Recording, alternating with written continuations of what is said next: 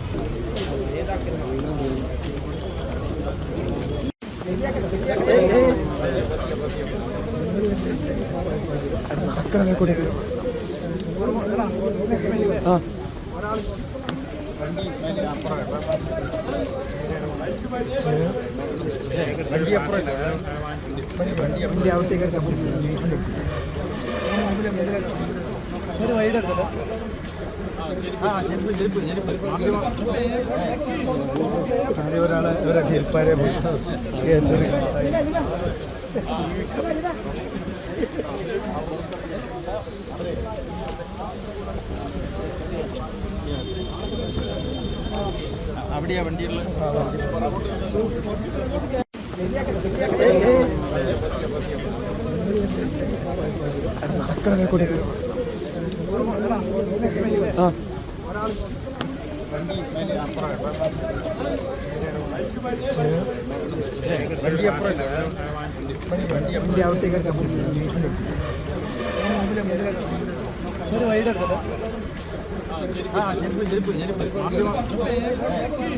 Manoj mail ചേരുകയാണ് കൂടുതൽ വിവരങ്ങളുമായി. മനോജ്, പെരിയ ഇരട്ടക്കൊലക്കേസിൽ ശിക്ഷയ്ക്ക് സ്റ്റേ ലഭിച്ചതോടെ മുൻ എംഎൽഎ കെ വി കുഞ്ഞിരാമൻ അടക്കമുള്ള സിപിഎം നേതാക്കൾ ഇപ്പോൾ ജയിൽ മോചിതരായിരിക്കുകയാണ്. എന്തൊക്കെയാണ് വിവരങ്ങൾ? കൃഷ്ണേന്ദു, സംസ്ഥാനത്ത് ഏറെ രാഷ്ട്രീയ കൂളിളക്കം സൃഷ്ടിച്ച ഒരു കേസായിരുന്നു പെരിയ ഇരട്ടക്കൊലക്കേസ്. അതിൽ ശിക്ഷിക്കപ്പെട്ട 4 സിപിഎം നേതാക്കളാണ് കണ്ണൂർ സെൻട്രൽ ജയിലിൽ നിന്നും പുറത്തിറങ്ങിയത്. ശിക്ഷ ഹൈക്കോടതി സ്റ്റേ ചെയ്തതിൻ്റെ അടിസ്ഥാനത്തിലാണ് ഈ നേതാക്കൾക്ക് ജയിൽ മോചിതരാകാൻ കഴിഞ്ഞത്. രാവിലെ 9:30 ഈ 4 നേതാക്കളും പുറത്തിറങ്ങി. സ്വീകരിക്കാൻ സിപിഎമ്മിൻ്റെ പ്രധാനപ്പെട്ട നേതാക്കൾ തന്നെ ഉണ്ടായിരുന്നു. സിപിഎം കണ്ണൂർ ജില്ലാ സെക്രട്ടറി എം വി ജയരാജൻ, സംസ്ഥാന കമ്മിറ്റി അംഗം പി ജയരാജൻ, കാസർഗോഡ് ജില്ലാ secretary M V Balakrishnan master, Thrikaripur MLA M Rajagopalan തുടങ്ങി പ്രധാനപ്പെട്ട നേതാക്കളെല്ലാം തന്നെ ഈ ജയിൽ പരിസരത്തുണ്ടായിരുന്നു. കെ പി സതീഷ് ചന്ദ്രൻ ഉൾപ്പെടെയുള്ള നേതാക്കൾ ഉണ്ടായിരുന്നു. എന്തായാലും ഈ പ്രതികൾ ജയിലിലേക്ക് വരുമ്പോൾ വലിയ മുദ്രാവാക്യം വിളികളോടുകൂടിയാണ് ഇവർ ജയിലിലേക്ക് എത്തിയത്. ഞായറാഴ്ച ഇവർ ജയിലിൽ എത്തുമ്പോൾ വലിയ രീതിയിൽ മുദ്രാവാക്യം വിളികളും ഒക്കെ ഉണ്ടായിരുന്നു. എന്നാൽ ഇവർ ജയിൽ മോചിതരാകുമ്പോൾ അത്തരത്തിലുള്ള ഒരു മുദ്രാവാക്യം വിളികളോ അത്തരം കാര്യങ്ങളൊന്നും ഉണ്ടായിരുന്നില്ല. സിപിഎം നേതാക്കൾ തന്നെ ഇത് വിലക്കി എന്നാണ് നമ്മൾ മനസ്സിലാക്കുന്നത്. കാരണം ഇവർ ജയിലിലേക്ക് വരുമ്പോൾ മുദ്രാവാക്യം വിളിച്ച് ജയിൽ പരിസരത്ത് വലിയ തോതിലുള്ള ഒരു മുദ്രാവാക്യം വിളികളൊക്കെ ഉണ്ടായത് വിമർശനത്തിന് വിധേയമായിരുന്നു. ജയിൽ ചട്ടങ്ങൾക്ക് വിരുദ്ധമായ കാര്യങ്ങൾ നടന്നു തുടങ്ങിയ വിമർശനങ്ങളൊക്കെ ഉണ്ടായിരുന്നു. അതുകൊണ്ട് തന്നെ ഈ അത്തരത്തിൽ കാര്യങ്ങളൊന്നും ഉണ്ടായില്ല. ഇവരെ ചുവപ്പ് ഹാരമണിയിച്ചുകൊണ്ടാണ് നേതാക്കൾ സ്വീകരിച്ചത്. 4 പേരും പുറത്തേക്ക് ഇറങ്ങിയപ്പോൾ വലിയ ആഹ്ലാദത്തോടുകൂടി ഈ നേതാക്കൾ അവരെ അഭിവാദ്യം ചെയ്തു. കെ വി കുഞ്ഞിരാമൻ, ഉദുമയുടെ മുൻ എംഎൽഎ ആയിരുന്നു K V Kunhiraman, Kanhangad block panchayat president K Manikandan, local committee അംഗങ്ങളായ രാഘവൻ വെളുത്തോളി, കെ വി ഭാസ്കരൻ എന്നിവരുടെ ശിക്ഷയാണ് ഹൈക്കോടതി മരവിപ്പിച്ചത്. ഈ 4 പേരുമാണ് ഇന്ന് രാവിലെ ജയിൽ മോചിതരായിട്ടുള്ളത്. CBI കോടതിയാണ് നേതാക്കളെ 5 വർഷത്തേക്ക് ശിക്ഷിച്ചിരുന്നത്. അതായത് ഇതിൽ കേസിലെ 2ാം പ്രതിയായ സജി ജോസഫിനെ പോലീസിൻ്റെ കസ്റ്റഡിയിൽ നിന്നും ഇവർ മോചിപ്പിച്ചു എന്നായിരുന്നു ഇവർക്കെതിരായ കുറ്റം. എന്നാൽ CPM നേതാക്കൾ ഇത് നിഷേധിക്കുകയാണ്.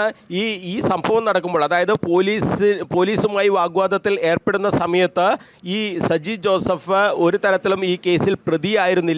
പ്രതിയാക്കപ്പെടാത്ത സമയത്തുണ്ടായ ഒരു ഇടപെടൽ എന്നുള്ള രീതിയിലാണ് CPM അതിനെ കണ്ടത്. എന്നാൽ കേസിലെ പ്രതിയെ മോചിപ്പിച്ചു എന്ന കുറ്റമാണ് ഇവർക്കെതിരെ ചുമത്തിയത്.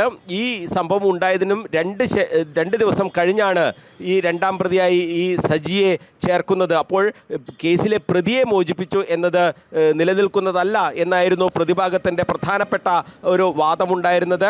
എന്തായാലും ഇതിൽ ഈ തെളിവുകളൊക്കെ തന്നെ ഇത് സാധൂകരിക്കുന്ന തെളിവുകൾ CBI കോടതിയിൽ നിന്നും മറച്ചുവെച്ചു എന്നാണ് CPM ജില്ലാ സെക്രട്ടറി MV ജയരാജൻ ഉൾപ്പെടെയുള്ളവർ പറഞ്ഞിരുന്നത്.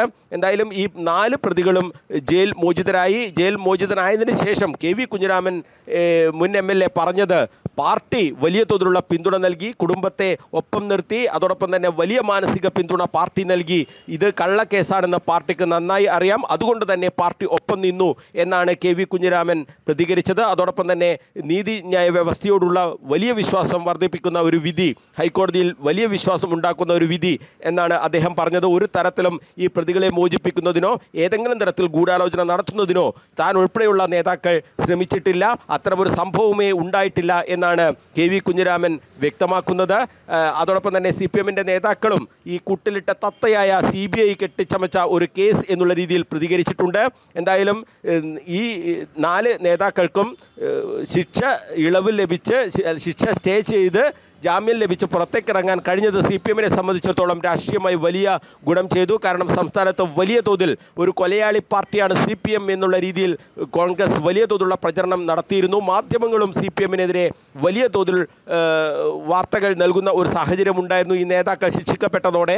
എന്തായാലും അവരുടെ ശിക്ഷ ഇപ്പോൾ സ്റ്റേ ചെയ്തത് CPMനെ സംബന്ധിച്ചിടത്തോളം രാഷ്ട്രീയമായി വലിയ ഗുണം ചെയ്യും എന്ന കാര്യത്തിൽ ഒരു സംശയവുമില്ല.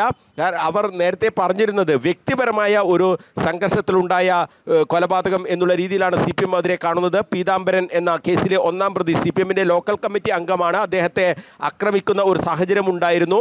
ആ അക്രമത്തിൽ പ്രതികളാക്കപ്പെട്ടവർ ഉൾപ്പെടെയുള്ളവരെ പ്രത്യാക്രമണത്തിനിടയിൽ കൊല്ലപ്പെട്ടു എന്നുള്ള രീതിയിൽ അതിനൊരു രാഷ്ട്രീയമായ മാനമില്ല. CPM ഒരു തരത്തിലും ആ അക്രമത്തെ ന്യായീകരിക്കുന്നില്ല, അതിനെ പിന്തുണക്കുന്നില്ല എന്നാണ് നേതാക്കൾ പറഞ്ഞത്. പീതാംബരനെ പാർട്ടിയിൽ നിന്നും സസ്പെൻഡ് ചെയ്യുകയും ചെയ്തിരുന്നു. എന്നാൽ അതിനുശേഷം പക്ഷേ CPM ഈ പ്രതികൾക്ക് ഒപ്പം നിൽക്കുന്ന ഒരു സാഹചര്യം തന്നെയാണ് ഉണ്ടായിരുന്നത്.